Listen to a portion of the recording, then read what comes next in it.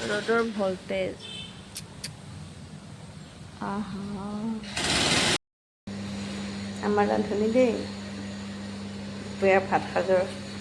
ready কৰি আছে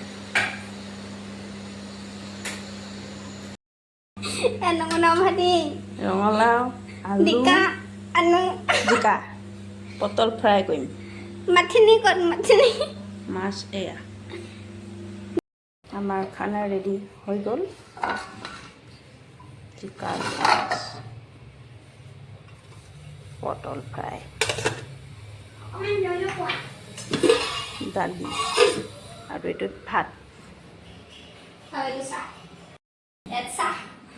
আমাৰ এজনী বাচন ধুতি ভণ্টিয়ে ৰেডি কৰিছে হয়নে খোৱা বোৱা ৰেডি